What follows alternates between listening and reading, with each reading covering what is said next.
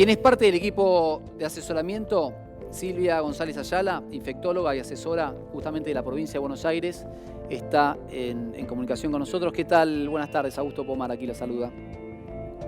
Augusto, buenas tardes, gracias por el contacto. Gracias a usted por su tiempo. A ver, una frase que nos preocupa, pero también de alguna manera, por lo menos en lo personal, me puede llegar a dar cierto parámetro de la fecha que se estaría esperando el famoso pico. ¿Esto es así? ¿Tiene alguna relación?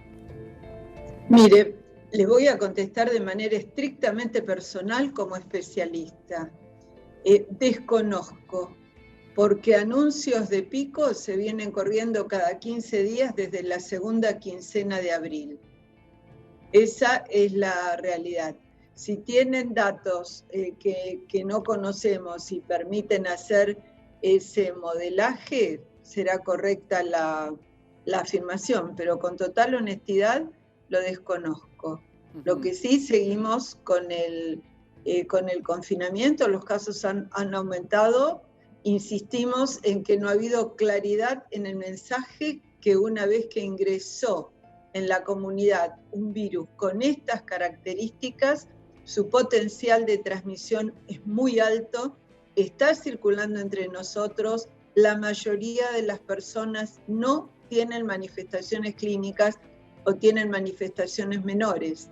Por eso la importancia en la salida a actividades esenciales de cumplir con las normas básicas de cuidado. Cada persona se tiene que cuidar y de esa manera está cuidando a los demás, empezando por su familia. Doctora, ¿cuán cierto fue que antes de que el gobernador de la provincia de Buenos Aires anunciara que se continuaba en la fase 3, lo que se quería en realidad era dar un paso para atrás, retroceder en las fases y el confinamiento? ¿Y por parte de ustedes había ese asesoramiento? En general hay decisiones que están preelaboradas. Yo no participé de la última reunión, que fue la semana pasada, que nos avisaron el mismo día, pero ya estaba en todos los medios, es decir, saben más ustedes que nosotros, ya estaba en todos los medios que se iba a anunciar la prórroga del aislamiento. Sí. Lo que sí me sorprendió en la prórroga del aislamiento es que sea por 3 semanas. Lo que estamos viendo ahora es lo que nos pasó hace 15 días. Claro. Esa es la realidad. Se está trabajando distinto, como se empezó a trabajar en las zonas muy, muy vulnerables en Ciudad de Buenos Aires y se empezó a hacer en Provincia de Buenos Aires.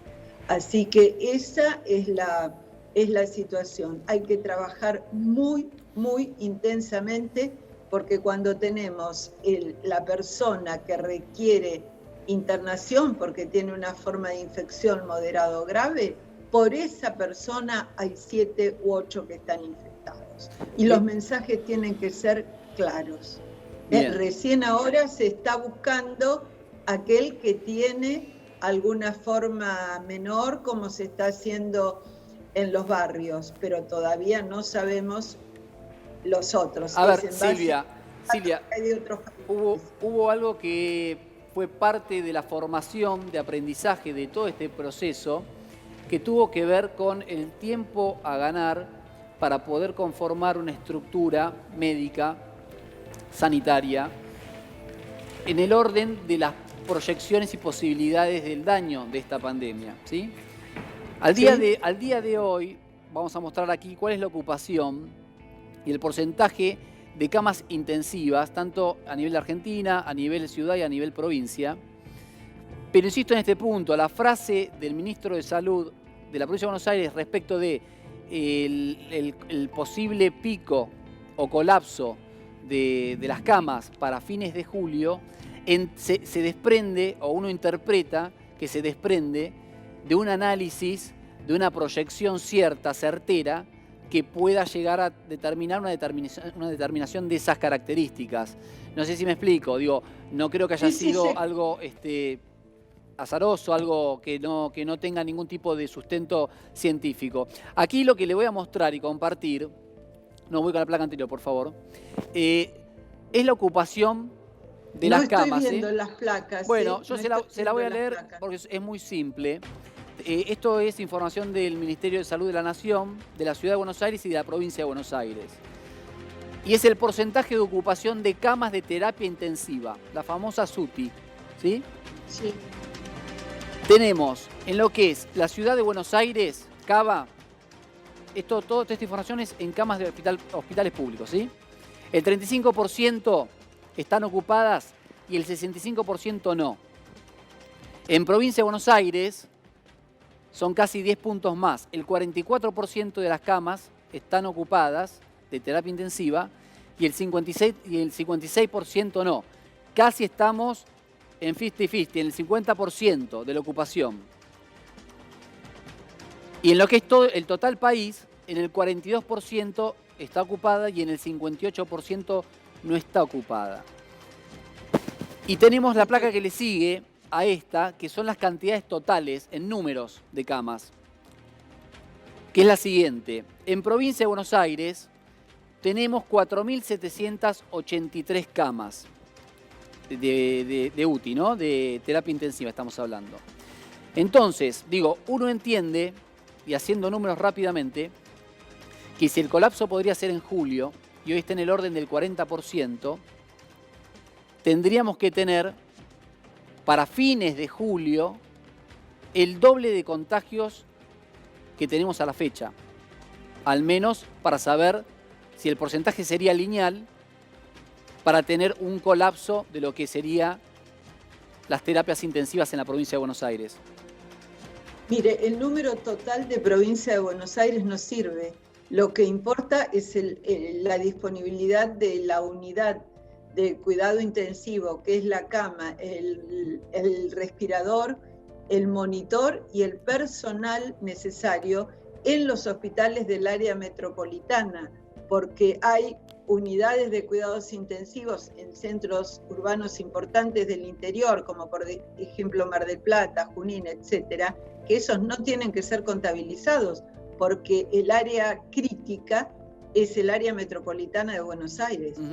Entonces necesitaríamos, para hacer un análisis, qué es lo que está pasando ahí, que realmente esos hospitales, sobre todo los de mayor complejidad, son el termómetro de lo que está ocurriendo. Y en la ocupación de camas de cuidados intensivos puede haber internación que sea no COVID, porque de hecho algunas cirugías Por supuesto, sí, claro, tomado, hay accidentes de tránsito lamentablemente en menor cantidad, pero también los hay. O sea que eso requiere un análisis realmente más fino. No, desde ya que la ocupación que le estaba trasladando era la ocupación total, no discriminada por COVID o no claro, COVID. Por eso, porque estamos 35, 45, total país tampoco dice nada, cuando tenemos la mayoría de las provincias que están en otra fase. Las áreas críticas son Ciudad de Buenos Aires y el área metropolitana de Buenos Aires, el conurbano, directamente. Ahora nosotros, La Plata, también estamos incluidos en conurbano, ¿no es cierto? Mi compañero Venturino tiene una consulta, sí. Sí, muy pertinente y le agradezco toda la explicación. Quería saber respecto de lo que dijo del personal, porque esto también es una de las hartas discusiones que hemos tenido aquí respecto de si tenemos preparación, si tenemos toda la gente, si la gente tiene los insumos necesarios. Ya ha circulado que en algunos hospitales no había, y obviamente el miedo al contagio está, porque ya hubo bastante personal médico que estaba contagiado.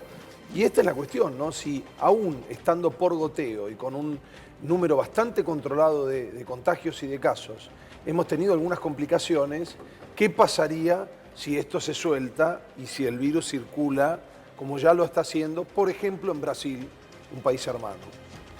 Sí, Brasil no tomó ninguna medida así global. Nosotros estamos guardados desde muy temprano. Piensen ustedes que el primer caso en Argentina, que era en un argentino que regresó de hacer turismo en el exterior, fue el 3 de marzo. Nosotros tenemos el confinamiento 3 meses desde tuvimos. el 20 de marzo, desde el 20 de marzo, cuando había 100 y pico de casos. Ese tiempo, el periodo inicial, ¿para qué fue? Para lo que realmente se hizo, que fue aumentar el número de camas, aumentar el número de personal, tener más equipos para respiración asistida, reconvertir personal, designar personal, pero el punto es que el recurso humano de cuidados intensivos, que no es solamente el médico, es también el personal de enfermería, es un recurso crítico. Claro. Y no se puede, el manejo, el respirador no es una máquina como un... Si no lo maneja cualquiera, sí, claramente, no lo maneja cualquiera. Claro, como un lavarropas o un micro. Si uno no lo programa y se va. Manejo personalizado al lado de las necesidades que va teniendo ese paciente. Y eso tiene que ser un personal altamente capacitado. Y es recurso crítico. Eso con respecto a cuidados intensivos. Se han hecho en cada unidad de cuidados intensivos, se han hecho esfuerzos inmensos para estar en condiciones de realmente ponerse en la hipótesis de máxima, que es tener un 100% de las ocupadas. Tenemos la tranquilidad... Ese es un aspecto, sí, perdón, quería completarlo de equipos de protección personal. Sigue habiendo problemas en la disponibilidad de equipos de protección personal de calidad. Puede haber un número insuficiente del barbijo quirúrgico, que todo el personal debería usarlo desde que ingresa al establecimiento de salud. También hay problemas con los que se llaman barbijos de alta seguridad, que en realidad son respiradores, que tienen una indicación muy precisa, que es para el personal más expuesto, el que va a tomar la muestra, el que va a realizar la intubación de un paciente. Con eso hay dificultades todavía, vamos a plantearlo honestamente, nos preocupa muchísimo, muchísimo la seguridad de todo el equipo de salud. En los que se han enfermado no hay solamente médicos, hay personal de enfermería, hay camilleros, hay personal de seguridad, lo vemos como un todo. En el hospital estamos todos expuestos al riesgo si es que no cumplimos con las medidas. Y atención, porque también ha ocurrido en algunas instituciones que está el momento de distracción. Y el momento de distracción, por ejemplo, ¿cuál es? En el vestuario. Cuando se cambian, se quitan el tapabocas, se ponen el barbijo, es un punto crítico. El otro, el intervalo, el descanso, una situación igual. Hay que guardar la distancia social, que son 2 metros, no puede haber rueda de mate. Entonces, se puede adquirir realmente por exposición a un paciente en lo inherente al ejercicio profesional. Pero también Silvia, se ha adquirido por lo social adentro de la institución. Estamos viendo en el transcurso de los días que el flagelo justamente que estás hablando, que están teniendo los médicos respecto del COVID-19, en gran medida puede ser por todas las cosas que vas describiendo, ya sea el no cuidado extremo, como no tener el material adecuado. Por eso cuando uno habla de el peligro del colapso del sistema, no habla solamente de las máquinas, de las camas, de las habitaciones, sino también, por supuesto, del personal médico. Vuelvo a repreguntar entonces respecto a esto. Digo, ¿hay un trabajo identificado de que vamos a contar los argentinos con los médicos necesarios para lo que vaya a ser el pico de esta pandemia? Si es que tenemos pico, que es lo que no sabemos. Bueno, posiblemente el pico sea este.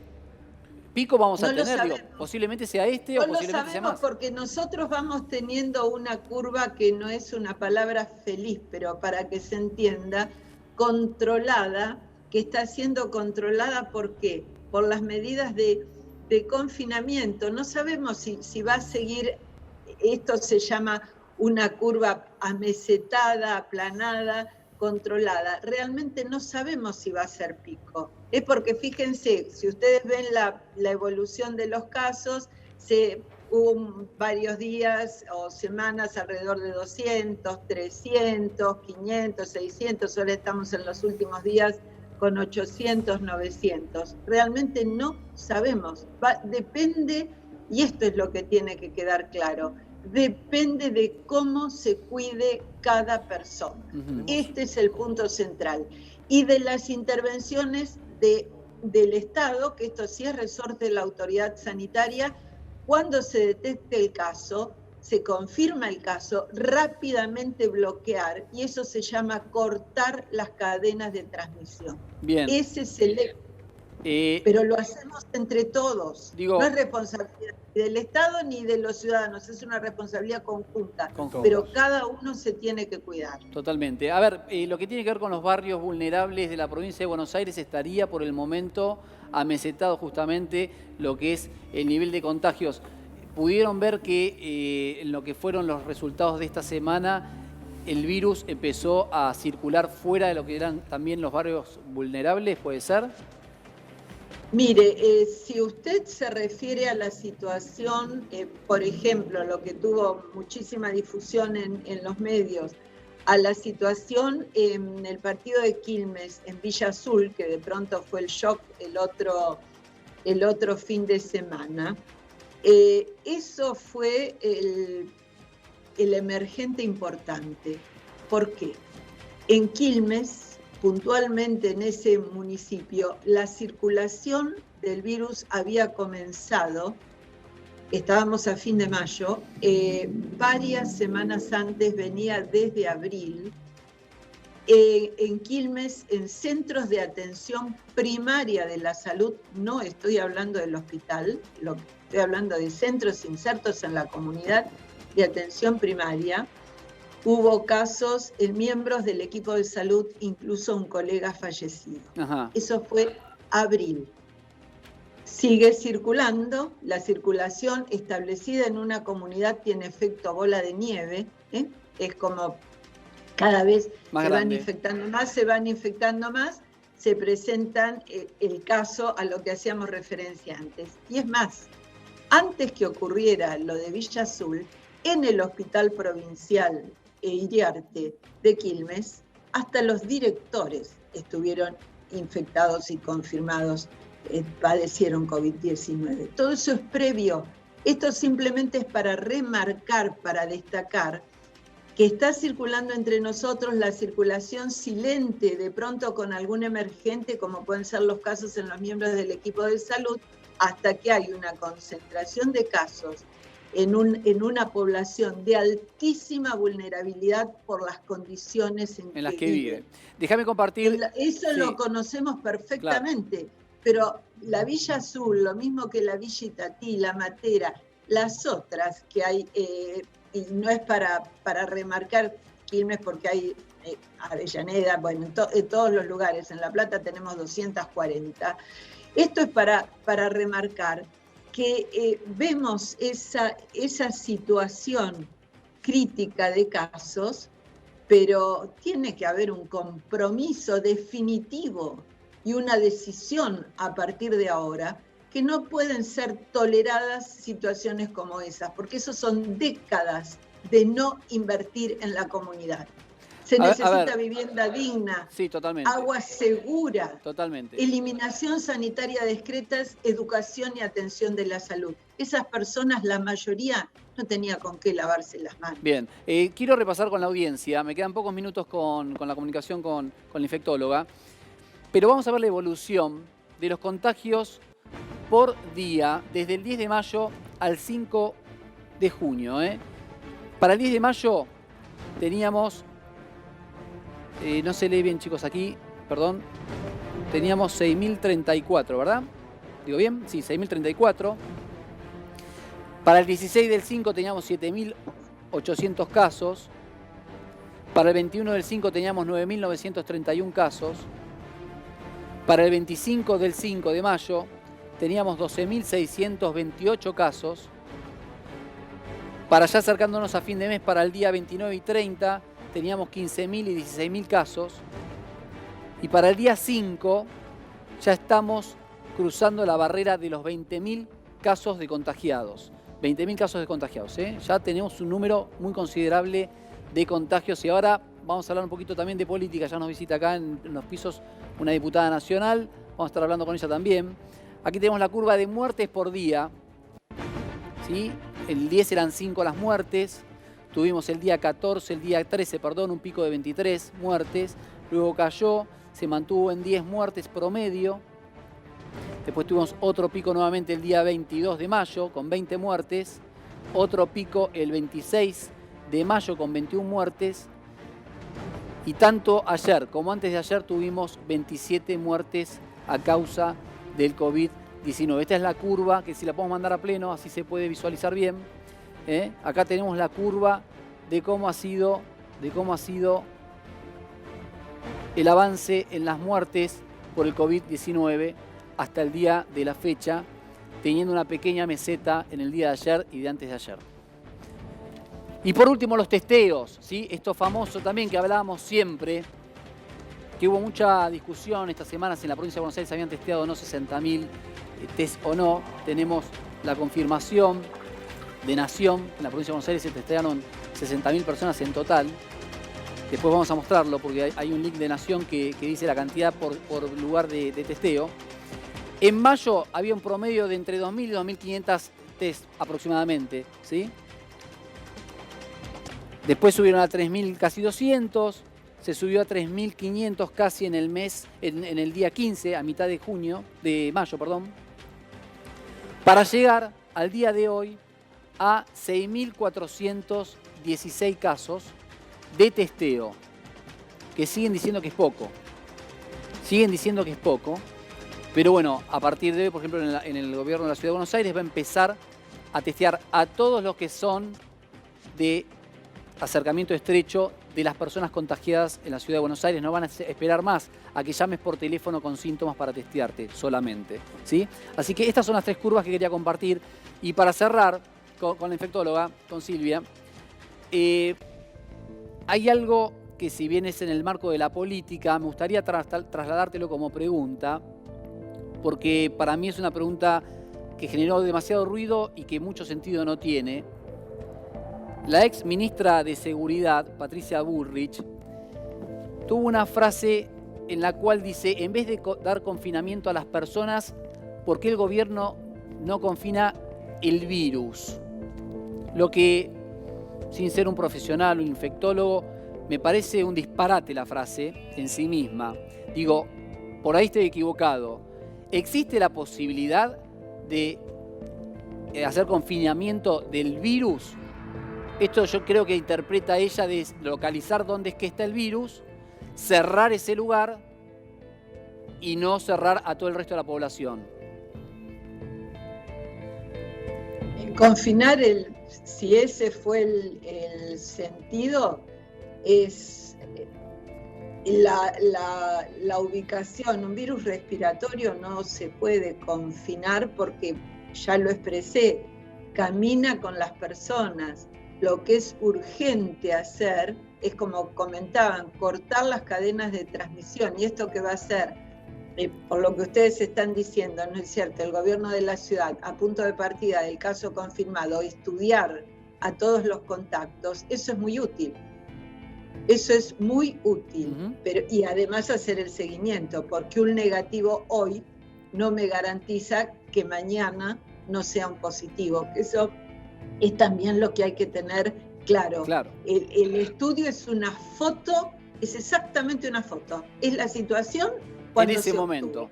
Que puede variar. Por eso que, este es otro concepto importante. Por eso que ustedes han descartado los famosos test masivos, que no tienen ningún sentido, porque a mí me puedes testear hoy, dar negativo, y me descartaste y por ahí dentro de una semana soy positivo, porque me contagié. Bueno, esos test masivos que se hicieron, si se refiere a los que se realizaron en las terminales ferroviarias, eso era para buscar defensas, para buscar anticuerpos, que se punzaba el pulpejo del dedo y estaba el resultado. Sí, no me refería igualmente a eso, pero me refería a... Sí. El PCR, perdón. Estas pruebas de detectar anticuerpos en sangre, para nuestra realidad es muy temprano hacerlas, porque hemos estado guardados, confinados, y prácticamente no hemos tenido oportunidad. Ese tipo, que son sí las pruebas rápidas, ese tipo de estudios, habría que hacerlo hoy así muy tentativamente de septiembre en adelante. Ahora es muy pronto porque van a ser negativos, porque no hubo oportunidad de exposición. Lo otro, que es la investigación sistemática del estudio de secreción respiratoria, eso sí es de mucha utilidad, es una foto también, pero nos sirve para cortar las cadenas de transmisión. Marcelo, y para vigilar a esa persona con respecto a la posibilidad de su evolución. A ver, me gustaría sumarlo a Marcelo Peretta, sí. No, ¿Qué opinión te merece? Todos, una aclaración. Por supuesto los de PCR, que es una foto o una película, si se hace más de uno, en distintos momentos, la presencia del virus. Pero el anticuerpo aparece entre 7 y 10 días después del contagio del virus y permanece ya constantemente a partir de los 20 días, o sea que ya pasó el plazo suficiente para usarlos bien. Lo que pasa es que en el tren se usaron mal esos test, en realidad requieren una interpretación bioquímica específica, no hubo bioquímicos, esa fue la razón por la cual cerca de 1.200 test se hicieron y 1.190 y pico, 1.194 dieron negativos, no se le esperó el tiempo suficiente, es decir, se desaprovechó una oportunidad de un insumo que sí se usa y se usa en el mundo. Los test necesarios son todos, o sea, el test digamos, lento, como le decimos los bioquímicos, de laboratorio, de PCR, el intermedio, que puede ser el nacional, que bueno, estamos esperando que esté disponible, viste esta producción del CONICET y la Fundación Casara, que pronto va a estar disponible, y los test rápidos que miden anticuerpos. Entonces sí vos puedes tener una película de la realidad. Lamentablemente estamos atados en la República Argentina por esa mala utilización, hay 160 y pico de mil test que están frenados, porque lamentablemente no se usaron como corresponde, pero sí, te aclaro que sí es útil porque todo diagnóstico a vos te sirve para saber, en un caso, si aislás al paciente y al que lo rodea, lo tratás, lo curás y lo volvés al sistema, o el otro que tiene las defensas, los anticuerpos, y lo podés liberar en este esquema de vuelta al trabajo. Ajá. También a Norte, el doctor, ¿sí? ¿Alguna votación? Estoy de acuerdo que todos los test son útiles y por supuesto que hay que seguir testeando gente, sobre todo hasta si uno ve el número global, uno dice, bueno, de la cantidad de test que hemos hecho, 10% debe ser el positivo y esto significa que estamos testeando a la gente correcta, la cantidad correcta. Ahora, si uno lo ve por sección, por lugar, y uno va, por ejemplo, a Capital Federal, uno tiene un 22% de positivo en Capital Federal. Esto significa que tenemos que seguir testeando más gente, que nos estamos quedando rezagados, y hay que buscarle la vuelta para esto. Por ejemplo, con el NeoKit, no sé si con el test de los anticuerpos, porque tenemos un periodo de ventana que me puede dar negativo y sería un falso negativo, porque por ahí el paciente recién se contagió. Ahora, si me preguntas, ¿cuándo va a llegar el pico de la enfermedad? Bueno, nosotros acá tenemos que el pico se ve retrospectivamente. No podemos verlo antes, podemos suponer y tomar medidas al respecto y correrlo, pero el pico se ve cuando empiezan a descender los casos. Bien, déjame preguntarle acá a la doctora, vuelvo con usted, ¿cuáles serían los pasos y las medidas que están recomendando para las próximas semanas en la provincia de Buenos Aires? Y lo que está recomendado es lo que se resolvió y se comunicó el viernes. Se mantiene el confinamiento por 3 semanas en el área metropolitana y lo otro se ha liberado, para decirlo simple, en muchos municipios que no tienen caso. Saben que el requisito para casi volver a la normalidad son 21 días sin casos y hay municipios de la provincia, sobre todo los del son suroeste, 40 que no han tenido, que no han registrado ningún caso. Pero que no hayan registrado ningún caso no quiere decir que no puedan tener, porque va con las personas y hay tráfico de mercancías, hay movimiento reducido, pero hay movilidad de personas. Yo me refería si